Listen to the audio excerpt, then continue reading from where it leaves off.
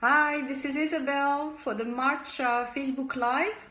So the place to be to develop your skills and grow your potential. For next month, it will be about career change. So make sure you sign up after today's session. It will be quite interesting as well. But today, the goal is really for people who are recent graduates, younger, obviously, looking for a job. So what I want to do is really make this session quite open. So I want to take questions and give you some answers. And please feel free also to submit your ideas. So if there's a topic that you're interested in and you want to get a little bit more information about, don't hesitate to say, okay, Isabel, can you talk about, I don't know, the job market in Switzerland or which companies are hiring, etc. I'm here to serve, the community on this Facebook page. So this is the idea.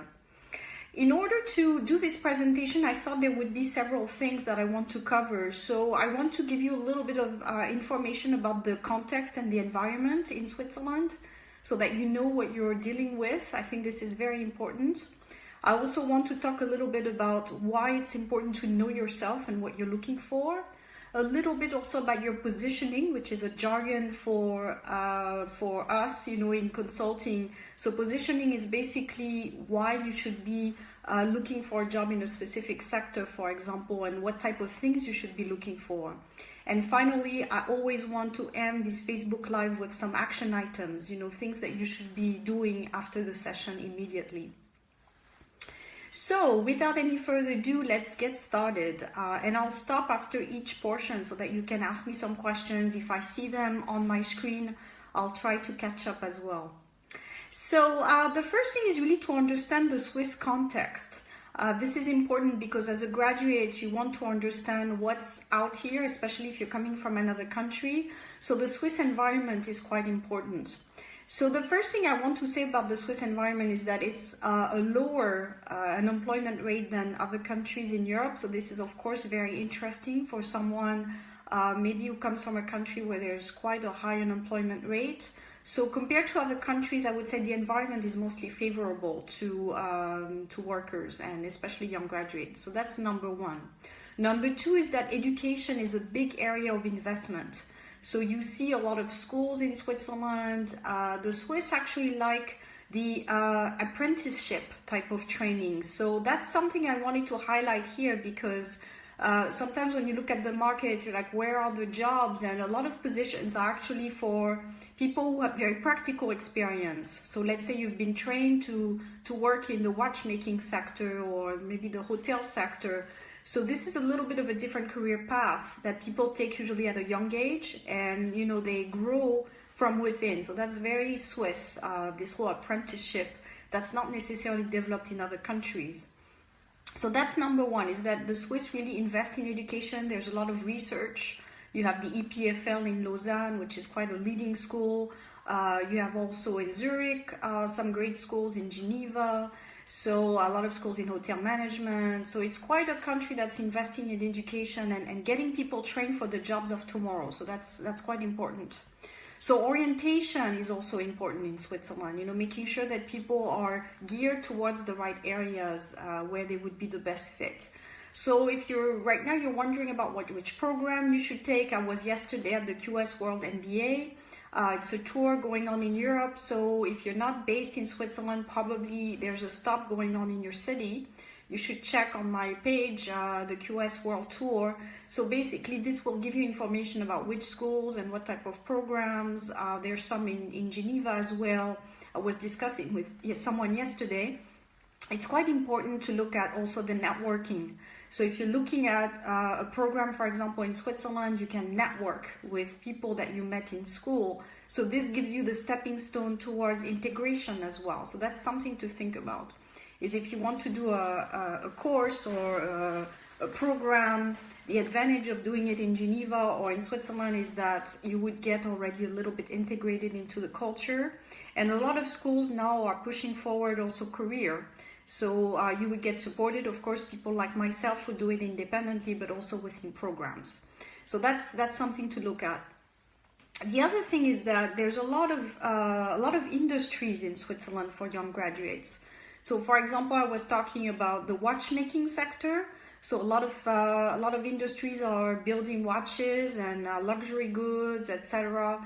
So you can find a lot of career path in the watchmaking sector, working in marketing, or you have also people doing more the manual work. But that's an industry that's always recruiting. So there's ups and downs, obviously, but you can find some potential there.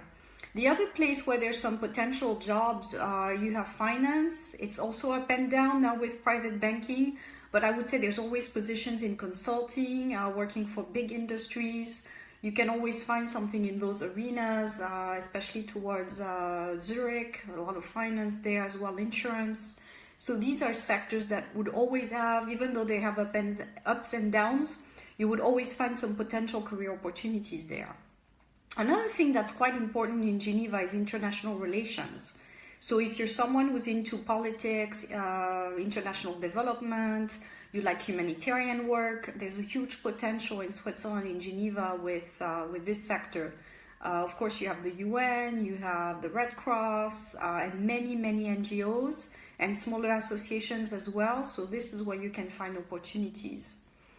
Pharma is another sector that's recruiting. Obviously, you have big pharma in Basel, in Geneva and Lausanne, around this area. They also have pharma industry. So if you're interested in products related to pharma, there's a big opportunity there. The health sector is recruiting, construction, hotels, food industry. So all these sectors, I would say, probably there's ups and downs, but they're quite reliable career path. You know, you can always find some positions. So the other thing I wanted to mention is the trends as well, because this is the value of doing my Facebook Live, to give you some trends and where to look at. So since 2000, there's some figures that are quite promising. Graduates have doubled in Switzerland, so that means more and more people are doing higher education. And the other trend is that we have more and more women that are also graduating. And actually, the fact that there's more women in the workforce, there's opportunities also to be seized in some sectors where women are underrepresented. And to have some equality and more opportunities for both men and women, I think there will be some areas where you would have a chance as a woman to enter, such as IT, for example, where it's underrepresented right now in Switzerland. So if you're a woman and you're thinking about, you like technology, you like digital, I think there's a huge opportunity there in digital. So there's more and more programs as well in universities that train you in jobs linked to digital, whether it's the technical part, the marketing part. That's a huge area of opportunity for the future. So if you're wondering right now which type of field, where you would have most chances to get a job, definitely anything linked to the web or IT or digital is definitely a plus. So that's just a little bit of thinking if you're wondering right now where you should be putting your energy or what type of program. These are definitely ideas for the future in terms of career potential. So that's interesting to know. The other areas that I see growing, according to my research, you have by 2030, and that's based on Tribune de Genève, which is a newspaper here in Switzerland, in Geneva. The growing fields are definitely in healthcare. So by 2030, according to the article, you will have a need for 244,000 people in the health sector. So that just gives you a message that if you're someone that's in nursing, healthcare administration, medical, there's huge opportunities also to work in Switzerland. So I would say anything, whether it's the medical part, taking care of patients, or the administration part within hospitals, that can also be explained because we're a growing type of population. We have more and more, our elderly are getting now to, our parents are getting to retirement age. They will be, we'll be living a little bit longer in the future, so that means also more care. So that has implications as a society, that you will need to take care of people. So you will need facilities, services to the individual. We're in a society where people live more and more alone. So that means more services, especially getting older. So all these are areas of opportunity. So the way I work with my clients, for example, when we think about opportunities to find a job, I always think about it as an opportunistic view. So I won't make a whole Facebook Live on that topic, But the idea is really to look at what are some of the fields that are, it's looking at it from an entrepreneurial perspectives. What are some of the fields that are growing in the future, and where can I fit my profile in that sector? So it's a little bit different than going for only something you like and then realizing there's no more hiring in that field. So it's taking into account both, and that's what I do in all my presentations. It's always about what you like, but it has to be linked with market needs. If it's only what you like, it doesn't work. Because maybe the field you like doesn't exist or won't exist anymore. But if it's only the market, it doesn't work either. You have to find the right average. I mean, no one wants to work in a job that they hate. And at the same time, you have to find a market for your passion or for your field of interest. So it's really looking at the market, studying the trends. What are the jobs that will be there in a few years, especially if you're young? And how do I train myself for those jobs? Where are my interests? And I'm giving you some trends right now so that you can think a little bit after this Facebook Live and think, okay, maybe I should take a program in healthcare because that's a growing field and I actually enjoy this part, or maybe watchmaking, etc. So it gives you a little bit of an idea where you have the best chances to find something upon graduation or as you will grow into your career. So this is just a trend. In terms of banking, I get asked the question quite a bit in terms of banking. Are the banks really recruiting in Switzerland? Is there a potential there? It really depends. I think there's ups and downs. There has been a lot of bad image around banks, so they're trying to recover right now. There's been a lot of cleanup inside banks, a lot of reorganizations. So it's not a place where you can find huge amounts of opportunities, but there's always a need for people that have the right qualifications, the right motivation, that are driven, that are good professionals. So I think the way to look at it, if you're really, really interested in finance, is that, make yourself the best type of profile for that field, and then you will see that you might find an opportunity even, entering at some point, even as an apprenticeship. That's how banks recruit sometimes, as an apprenticeship, and then growing from within. So there's lots of ways, or even via consulting, and then to work for a bank later. So there's always ways where you can find the job that you want. Banks are there; they're everywhere. They're in every country. So I think it's still a field that has a lot of potential. And as I say to people, sometimes if the job is not in the city where you're at, maybe you have to go somewhere else for a little bit. So if you're in finance and there's nothing going on in Geneva or in Zurich, maybe you go to London for a while, work there, get experience, and then you re-enter the Swiss market with a different level of experience. So my message to you as young graduates is really to take all opportunities, because you don't want to be too narrow, especially when you're starting out your career. The really good experience for you could be in another country, or it could be maybe for a company you didn't think about.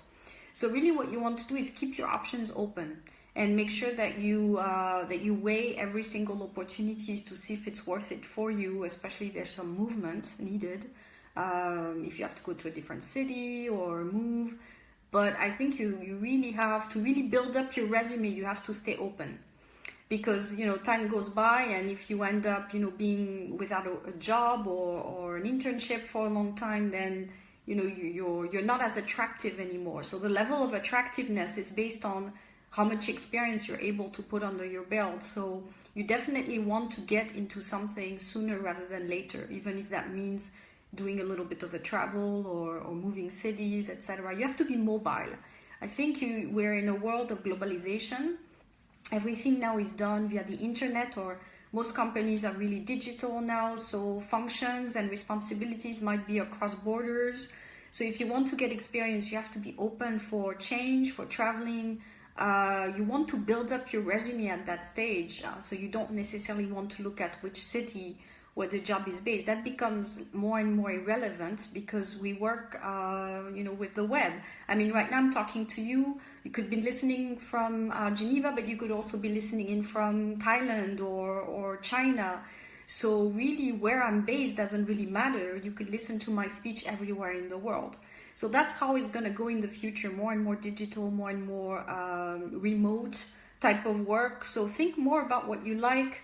what type of work you want to do, and not so much the geographical aspect, which can really be limiting. So the experience I have working with individuals, whether they're students or more experienced, the ones that get really the good opportunities are the ones that are willing to look across borders and say, where is the next best opportunity for me where I will develop my skills? And maybe even come back to a place that I like because I enjoy living in Switzerland, let's say, but at least you've built up your expertise and your experience. So that's important. So that's for the market. I just wanted to give you a broad perspective. I don't want to repeat, I said it before in a Facebook Live, languages are important. So you, on the French side of Switzerland, you need to speak French. On the Swiss German side, you need to speak German. Languages, the more you can load up on languages, and I think as a more junior generation, people understand that now. They understand that the more languages they speak, the better off they are. So because you're traveling, you're dealing with different countries and cultures, languages will really be your key of entering a company. So if you're a little bit on the weak side right now in languages, again, there's lots of programs right now where you can really speed up your learning and your language skills. So don't hesitate a minute, especially if you're not working or you're in between jobs. Definitely sign up for language training. It will really make a difference when you have an interview. That's my recommendation. So I'm just checking to see if there's any questions before I move to the next part of my Facebook Live. No question for the moment, so I keep going. What I want to talk about now that I talked about the market and the trends and so forth, I want to talk about the fact that you need to know what you want. And I keep repeating this in all my presentations because I think as much as people want to tailor to the market, and I think it's definitely important, there's also this other side, which is what you really want. And one can't go without the other. So if the market recruits in healthcare or in finance or wherever, you need to think about what your personality is like, what type of things you enjoy doing. And this is the part sometimes that we don't have when we're just out of school or recent graduates, because we haven't really worked on that. Schools are not necessarily in a place where we do a lot of self-development. So maybe this is something that people do a little bit later in their career. I think that's also changing. Now more and more programs are including self-development, and personal development. So it's really understanding who you are, what you like. So the first stage for me is really to be aware of what you like. So the awareness part is important. And again, as a young graduate, because maybe you've been through different, you've gone to school, you've gone from one class to another, but you haven't really paused to say, do I really enjoy going in this direction or not? And this is sometimes when we have students that are going into a path. So let's say the higher education, and this is where the Swiss have understood that the higher education is not necessarily what students need or want, depending on their profile. So there's a variety of people that are meant to do work that's a little bit more technical, expert. So I take the example of watchmaking. Some people can be quite happy assembling parts in watches and being an expert in that, and then becoming more and more growing within that field. So being aware of what you enjoy, what type of things make you happy, and that's in general. So it's not just work, but it's also personal life. What do you see yourself? What type of life do you want for yourself? Things have changed. I just listened to a video yesterday about an entrepreneur who built an online business, and he realized he wanted to build a lifestyle business, which is something I talk a lot in my videos. The lifestyle business is really building the work around you and not the other way around, which is a huge change in the 21st century. Obviously, our parents were used to going to work full-time, and work dictated their lifestyle, not the other way around. But now I think the younger generation is saying, we want to work maybe half-time and have the other half for a personal project or for family. We want to work remote. We want to travel part of the world. So this is something that that is emerging, and that's something you need to be aware of. And you're the generation that's going to build also different work models and how you function. I think also women now want to have both the family life and work life. I know in my generation, we were working full time. So it's a change. I see Mathilde is asking a question. Do you recommend to go abroad for a couple of months, years, and discover other cultures, even if you can't do the job you've been learning at the university and school? Could be difficult. I don't see then the rest of the question. So I think, do you recommend to go abroad for a couple of years or months? It really depends on what your intentions are. If you're really someone who likes to travel and you think it would add to your resume, I think it's a great idea. I just talked about it yesterday with someone at the QS World MBA. More and more people are choosing that actually because it's the right time. You're not really in a situation where you have family responsibilities and children. I've done it myself. I went abroad to study at a young age and I could only recommend it, obviously. I think it's a great experience. You're open to new cultures. You learn also languages a lot better and faster because you want to integrate within groups. So you're really keen to learn the language quickly so that you can participate in the conversations. So it's so much harder than when I meet people that are a bit more mature and they tell me, oh, I don't know, I have to learn a language. And it becomes this huge thing because you're 45 and you have kids and you can just go and immerse yourself in a culture so easily after that. So I think when you're at that stage, when you just graduated and you're still in a stage where you're in the learning mode and you know you're going to meet people and talk, and I think the learning will increase a lot faster and you're free also to go a little bit wherever you want. So I definitely recommend it. I think it's a great idea. And I think you can also find maybe opportunities in the country where you're traveling. I just read a story about a student who actually worked on the spot. So she was in Australia and she had jobs in Australia where she was just working and making a little bit of money that way and getting experience. So I think there's definitely there's a saying that says, you know, travel enriches you, and I really believe it. I think you can't go wrong with travel. I think you will always learn some things. You will always grow also as an individual, and it helps you also find out what it is that you want, because sometimes right after college people are a bit confused. They think, okay, do I really want to go for that job I've studied for so many years, or do I want to reassess, maybe train in something else? So before entering the market and being miserable in a job that maybe is not what we thought it was, I think traveling could also be a time of reflection where you say, okay, I'm going to take a step back and think a little bit about, you know, what I like, what I want. So I can only recommend it. I think it's a great idea if you're able. If you have maybe a program, it can be done via a program via the school or on your own where you auto-finance, self-finance yourself. But it's definitely a plus. I would think it's a plus, and employers would see it as a plus because they would say, well, this person, I think it shows your personality. If at a young age you're willing to go across the world to study and be in a different environment, that shows you're bold, you're courageous, you're entrepreneurial, obviously, or you have this mindset where you're going to be a flexible person. I think it shows a lot of pluses. And then you just have to plan. What I do with people, so I help them plan the next steps, because sometimes when you're away for so long, you need to plan maybe a couple of months before you return to your home base, the job, basically. You know, what are you going to do work-wise? Thank you, Mathilde. And yeah, Mathilde, by the way, went to Quebec, went to Canada. So I was there myself a year and a half ago, and I can only recommend it. Same thing. When I was talking to people in Canada, there's a lot of opportunities if you're francophone, because obviously the language spoken in Quebec is French. So you can definitely find some work opportunities, and of course you can learn English as well, being in Canada. So to become bilingual, I think a Canada stop is definitely one way to do it. A stop over there for a few months, maybe a year, is a good place.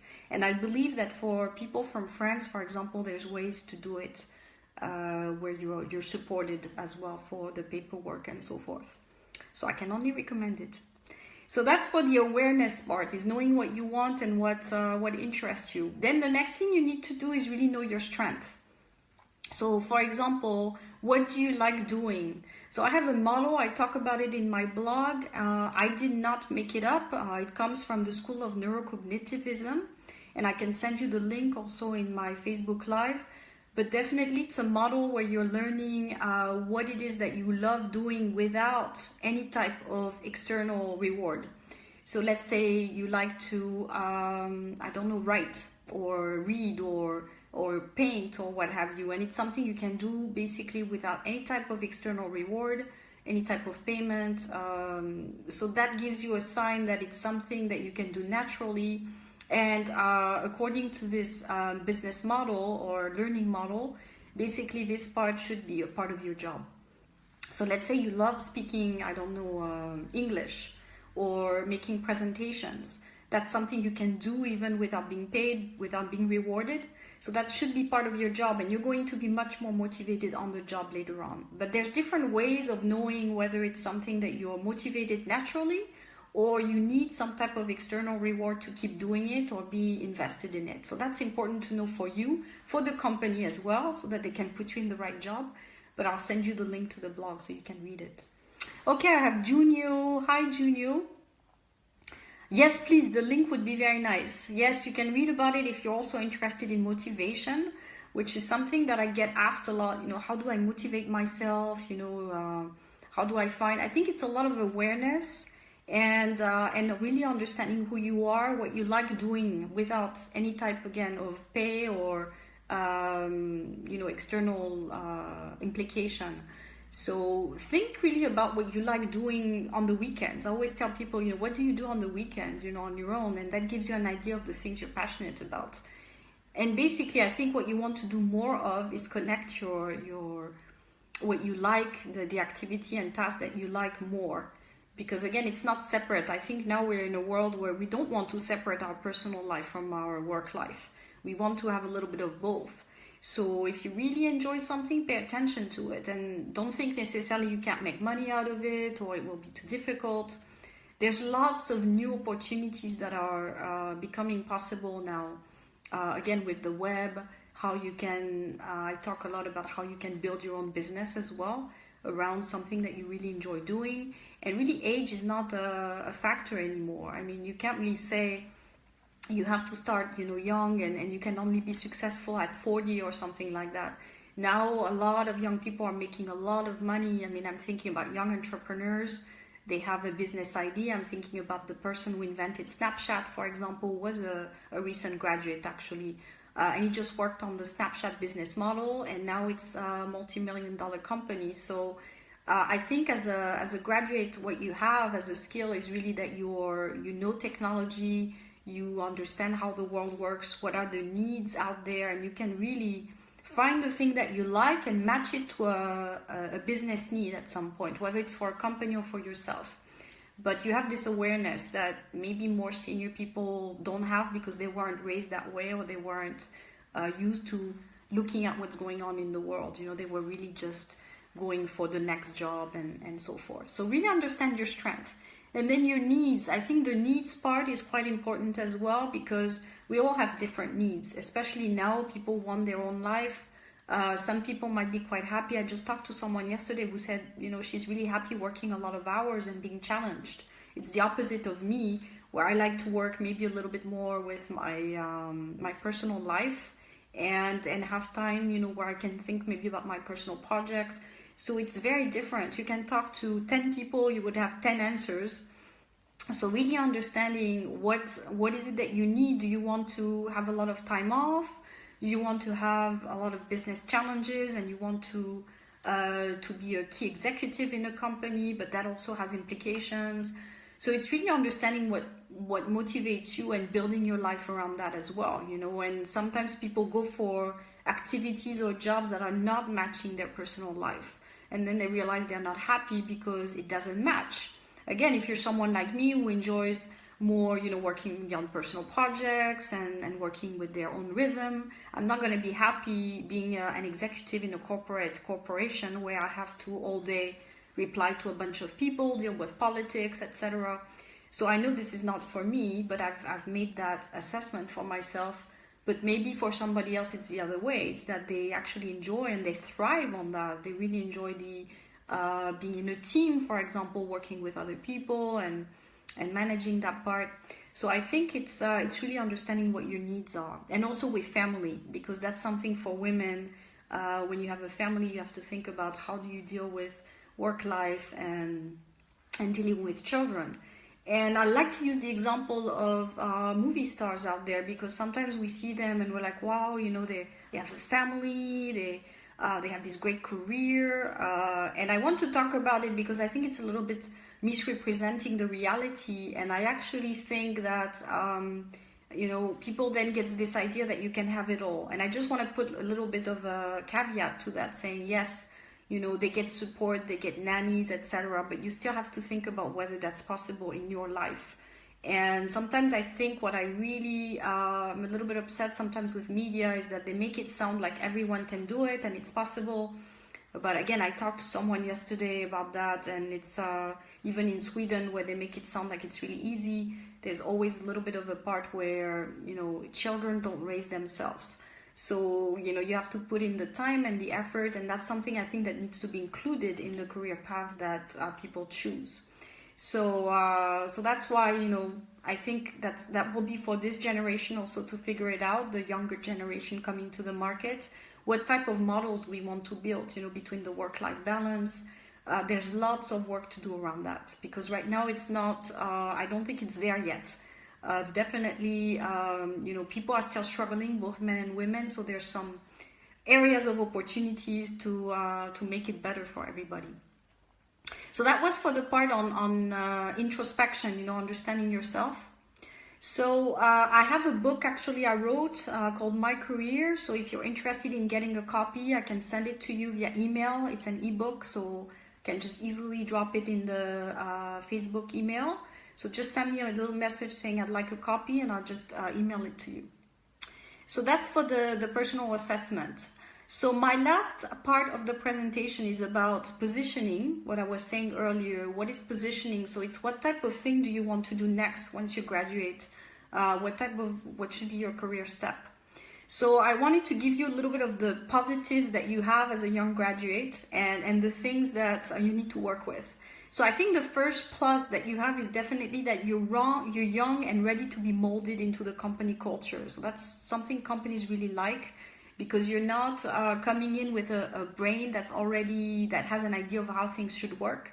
You're open for, you know, learning their methods. So it's really good, especially for large organizations or even for smaller ones. You're just someone that will be open to learning, right? So that's good. Also, you're still in the learning mode, so it will be easier, as I was saying, with travel, where you can pick up languages. It will be easier for you to learn when you're a recent graduate than for someone maybe who has to get back into it. So I think now you're just used to it, right? You just graduated, so you're used to reading and learning and so forth. You have a fresh education, so companies are more interested in having someone that just got trained on the more recent materials than someone who graduated 10 years ago, where things have changed so much then. I'm just thinking technology. You didn't have WhatsApp then, and you didn't have, you know, tools were not used like that. Social networks weren't developed. So now I'm thinking about a marketing person. I mean, I've met a lot of marketing people who are a bit out of touch with this new way of doing marketing now online. So this is, with your recent graduation, you bring in a fresh diploma. And you understand tech. So you understand this thing about social media, and you can easily bring it to the organization. So you can refresh a little bit tools and methods that are used right now in the organization. So the things you need to work on, however, is basically the fact that you don't know the market or the activities that are out there. So in comparison with someone who's been out and has worked in different industries, you're still learning. So you will have to match that with your personal experience and what you like as an individual. You may have an idea of the working life, but you're not there yet. I mean, you may have one experience, or maybe you have an internship, but it's still, you're still learning about it. You don't know exactly what work entails. And obviously you're a generation where finding a job will be a bit tougher. I mean, in our parents' generation, you would graduate and get job offers lined up. Now people have to do a little bit more research, and they have to send in applications. So finding the job itself will be a little bit tougher. So you just have to be ready and prepared to go out there and really try hard to find this job. I just worked with somebody who's been trying to find a job within a big organization, and it's still work in progress. I mean, basically one step after another to get the job you really want, because I think that's important as well. You can find a internship somewhere, but finding the internship in the type of organization that you want is going to take a little bit of work, but I think in the end it's worth it. It's really one step after another, and you will get at some point some positive feedback and an organization that will be interested in you, but it's like everything else, you need to work a little bit towards it. So I wanted to give you some ideas on how you can find your first experiences, first job, first internship, what type of things you can do to increase the chance of being hired. So the first thing is really internships. I know it's not news to anybody. The way now to get into a company is through an internship.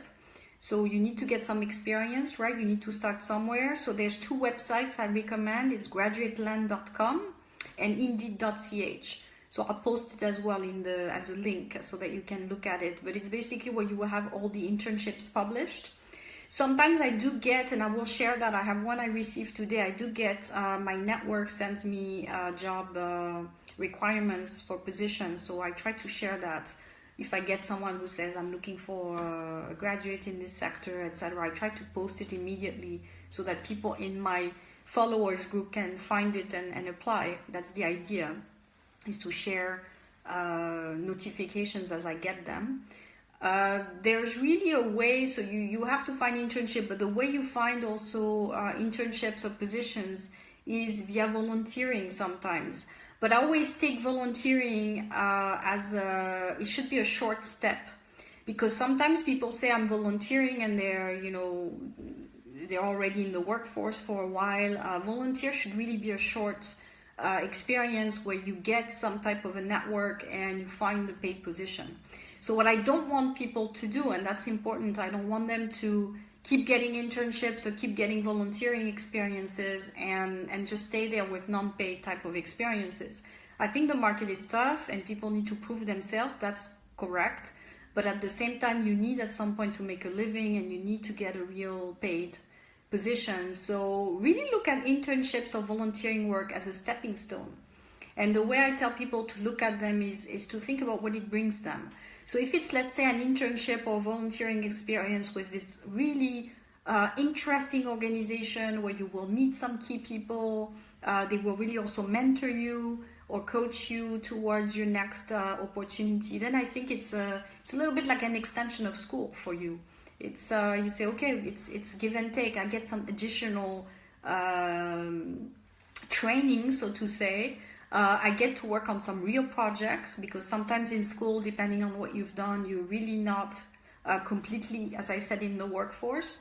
So you work on real projects, you get to meet people that can basically slowly transition you into real life and the workforce. So it has some benefits, but again, the benefits should be weighted out. Are you getting are they just getting you for free basically and they're taking from you? Or is there a give and take? So they're also training you, they're also introducing you to some people. So when people are looking for work and they're not finding anything, I say try to find volunteering experiences, but good volunteering experiences. And again, I've just met an organization called Norla in Lausanne. It's an NGO, and they do ask for a lot of volunteers, but they really look at it from a professional perspective. I mean, you have a job description, you have tasks you need to do. They also, include you in the team. Same thing with interns. I know where I worked at Gavi and at IAS, we had regular interns, but it was very clear. The statement was very clear that people were there to provide a service, but we were also providing them with some coaching and some training. So it was a give and take. What I find now on the market sometimes that interns are a bit abused. So companies want interns forever, and it's not necessarily a good thing either for the company or for interns. I think at some point you need to have people that come in and have a job where they get a salary, which is normal. So you just have to look at the opportunity as a whole.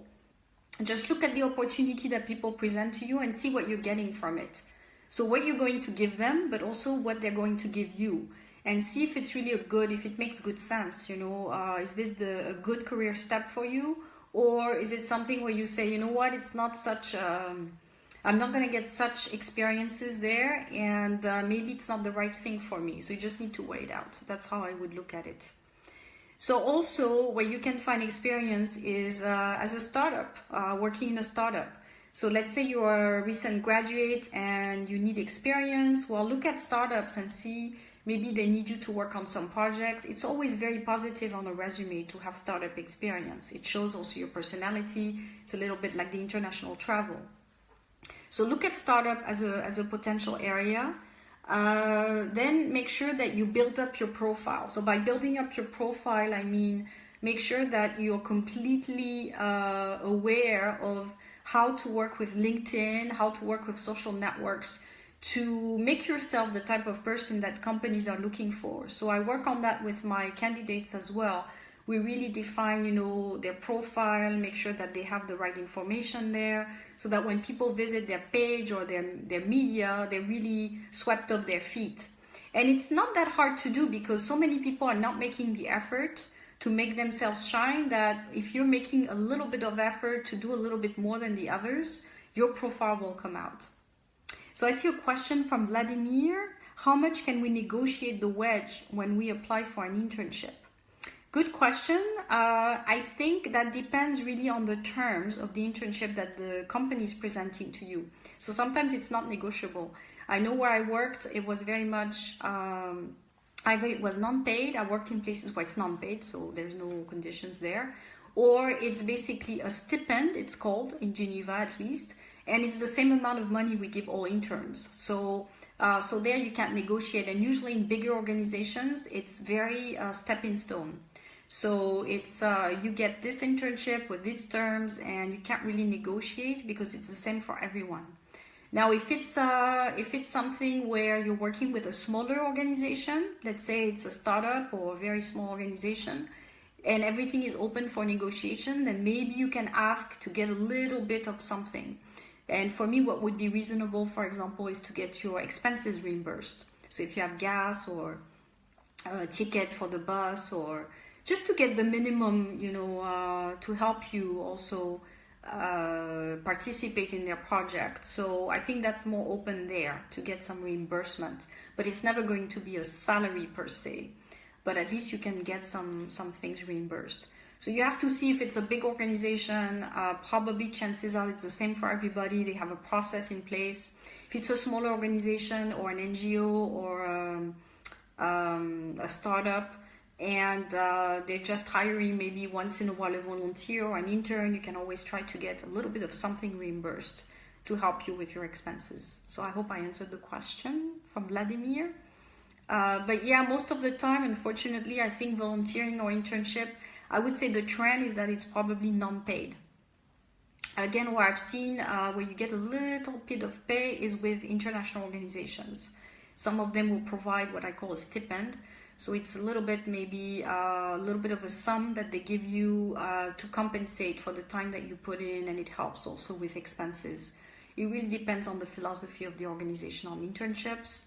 What I found also with internships is that organizations will put some strict criteria where you have to be a young graduate. So let's say you've graduated maximum a year ago. So because I think, again, it puts some rules around how to use interns, which I find is very good, so that people are not abused. If you're 40 and you're coming as an intern, and I have people who are willing to do it, I just find that it's not so much an internship anymore. Maybe it should be called something else. But for me, a term of an internship is really for someone, it's a continuation of education. And it should be for recent graduates mostly. I heard trainees get somewhere around 2,500 in Switzerland. Wow, that's a lot. I don't know where you found the figure. It seems a lot. You would have to check. Are you talking about interns or people in apprenticeship? Because in apprenticeship, it's a little bit different. People do get paid, and it's with the school as well, so it's a whole different thing. So I think the wording put on it might change. For interns per se, inside organizations, usually people don't get paid, or again, it's very small amounts. Then if you are an apprenticeship somewhere, you do get a salary. So it could be, I mean, it's not shocking when I see 2,500. I can't say for sure. I mean, you just have to find which organization, what are their terms, and just check with them. I think it's really hard to give a one-way answer on that. Salary is very much also based on the organization, and it's hard to tell from a global perspective. The Swiss don't have so much general rules. Some countries are extremely everything. For example, where I come from in France, everything is in a huge book, and it's really, everything is basically black and white. In Switzerland, because it's a little bit of a country where it's liberal, so every industry, they have their own codes, and the code of obligation, which rules work in Switzerland, is very small. So that means companies have a lot of freedom to apply their own terms, which can be good, and maybe it just depends on how you look at it, but it's a little bit more of a free market. So you just have to check with the company you're applying with, and they will have some keys that are already in place, and then maybe there's a little bit of an area for negotiation, but you just have to check with the company culture on that. So yeah, sorry, I can be more precise on that, but yeah, salary is quite open in Switzerland. In France, the minimum stipend for interns is 500.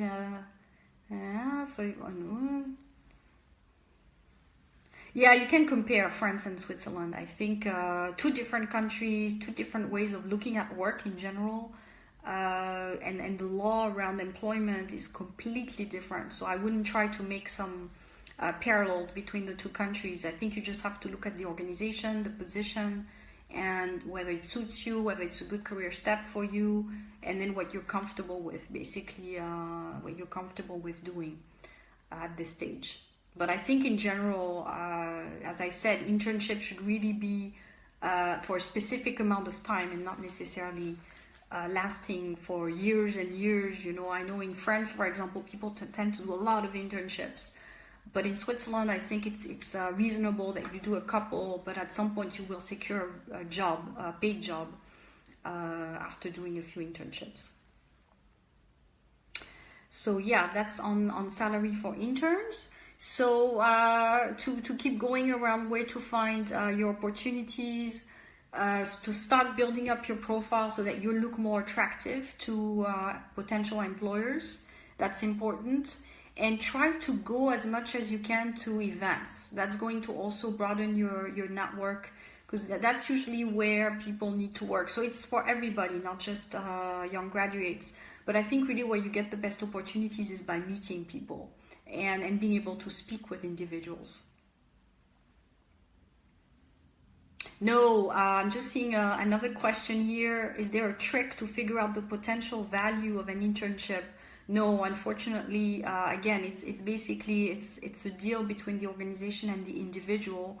So there's no set rule on that. You can't say, okay, as an intern, I should get that much. And it's very open to whatever you want to accept, based also on the company needs. So there's no minimum wage in Switzerland. So again, as I say, it's a very liberal country. So you just have to see what suits you, again, look at the value of what they're giving you and what you're giving them. In the end, that's what it is about. So it's not really so much about the amount. I think that's more of a secondary thing, but it's really about what value you're bringing and what value they're giving.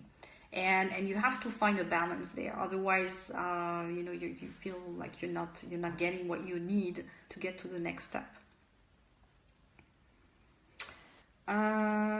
Okay, the value. Well, by value, I was thinking about the value it will bring to your CV. Well, that's something. It's part of career development. It's really looking at internships, what they will bring you in your resume. For example, I always advise people, usually young graduates, to go for a big company, because I think that's where you learn methods, and you can basically have a big name on your resume. Employers will buy the names of the companies you work for, not you necessarily individually. So if you work for big companies, people are saying, I'm bringing someone in that worked for this industry that's really well known, so I know this person is well trained. If you have less known company names on your resume, people don't know exactly what you're able to bring. it's a little bit more difficult to assess. That's why so many people want to work for big consulting firms or big companies, because they know that that's their key to getting any job they want after that. So that's why I advise people to go for them when they graduate, to go for the big companies. In startups, you can also get interesting experience, but again, you would have to assess how much it helps you. Trying to give a general answer, it depends on what type of job you want to do in the long run, where you see your career progressing. So in general, I think having big names helps, but also, you know, maybe having an experience with a smaller organization can help you in different ways. It can help you learn the local language if you work for a Swiss firm. It can also help you get more specialized in an area. So there's always benefit. Again, you just have to assess with each job or internship proposal that you have what makes the most sense for you, and also assess how long you've been looking, because at some point, obviously, if you're not getting the big internships, you need to find something that gives you at least some experience, even if it's temporary.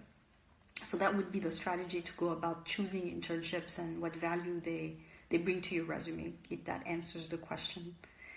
So yeah, basically looking at the value that you get and meeting people in person, because it's easier for you to sell your expertise or your diploma to someone in person than it is to just go via the internet posting, where you will just be one graduate amongst 1,000. So I always advise, you know, bring yourself to associations. That's where you will also get market information. So associations, bring yourself to organizations. You know, maybe you're in finance, so you should join some kind of finance association. If you're in marketing, you should join a marketing club. So anything that will get you more into the working force. So think about that right now. If you're not doing it, wherever you're based, look at what type of associations you could join that will help you get yourself out to the market. So any more questions around where to develop your visibility and bring value? Okay, I don't see any more questions. So what I want to give you is actually 3 action steps that you can immediately put in place to accelerate your job search. I have a question again from Vladimir. Maybe you talked about it. What do you think about spontaneous application? Spontaneous application can work for smaller organizations. I think in bigger organizations, probably they won't know how to handle it. So if you send, let's say, a spontaneous application to a huge organization, they probably won't know, you know, if they have an opening, because everything works with their database and everything is really organized that way. So it might get lost in the shuffle, where your resume will go around the team, you know, and they won't know what to do with it. So it might not be so efficient, especially if you don't know someone internally.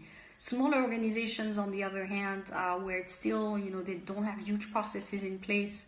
I was thinking about startups or small organizations. They will get your resume, you know, you can send it directly to the person. So your chances of being looked at is actually higher. So that's why I would use spontaneous applications, but I wouldn't bother with huge multinationals where it would be lost in the shuffle. I have a question from Junio. Any recommendations in terms of associations for MBA students? Well, where are you based? It depends, because I'm talking right now mostly in Geneva, but if you're not based in Geneva, it's going to be hard to join maybe a local association. So depending on the city where you are, you just have to see what's out there and what type of associations make sense for you. Are you going for a career in finance, marketing? It has to be close to your field as well to be more effective. But there's a lot of even leadership associations, clubs. You just have to look in your city, you know, which ones are out there. If you're targeting Switzerland, look at associations and clubs in Switzerland that would be interesting for you to join. Sometimes they have criteria, so you just have to see what you need to have to belong.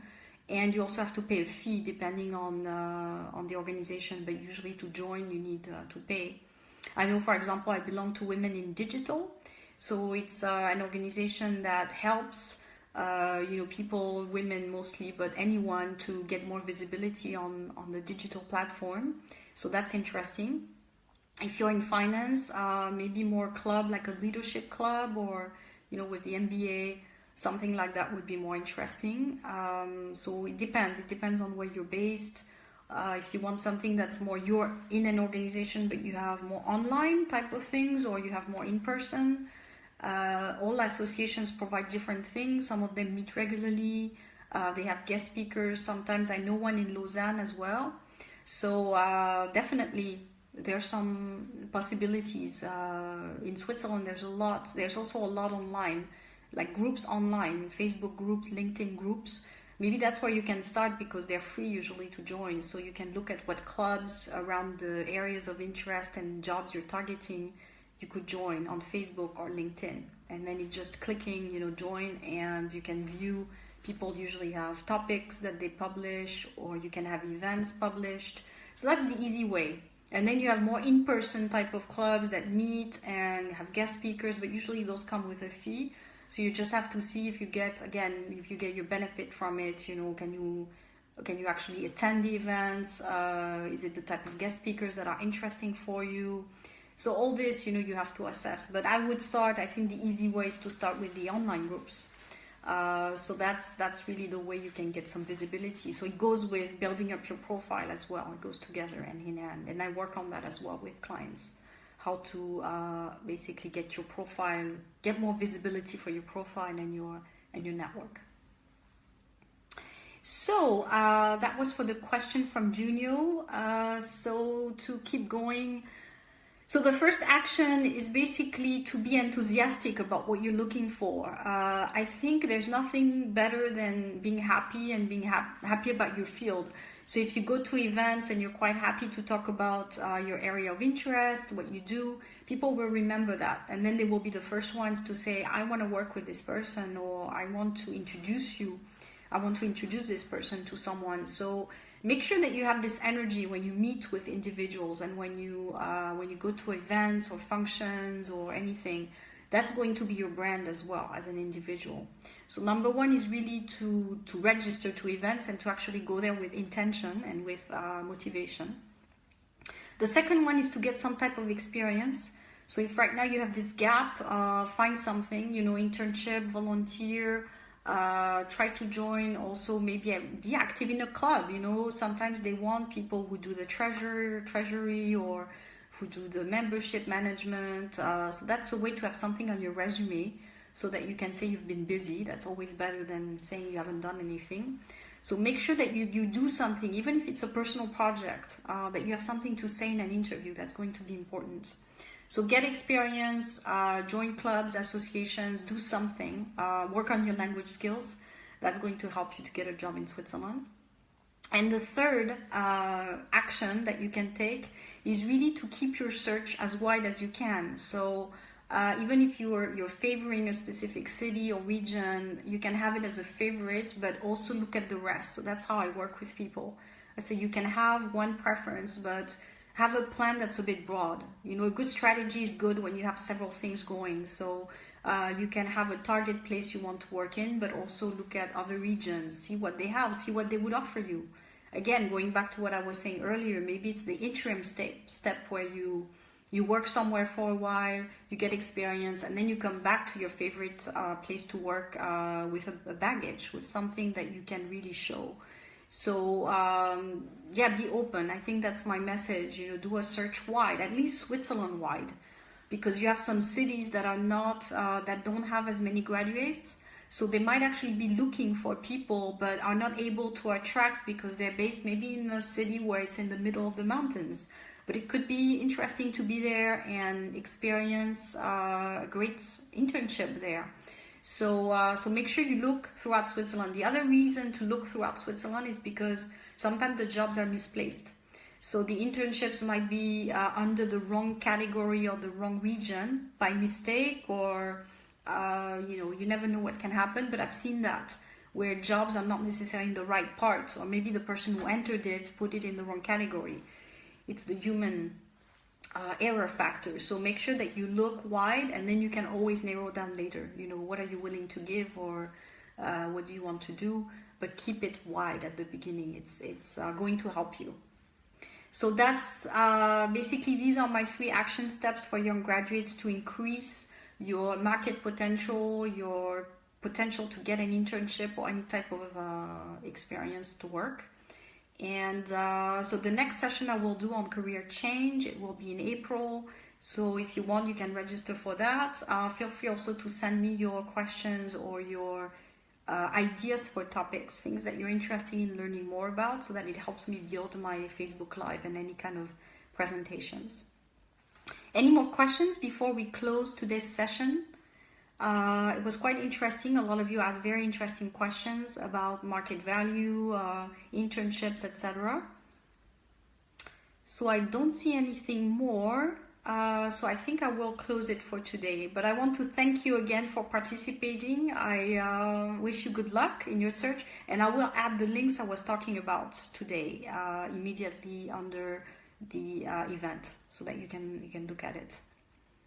Okay, bye. Have a good day. Talk to you soon.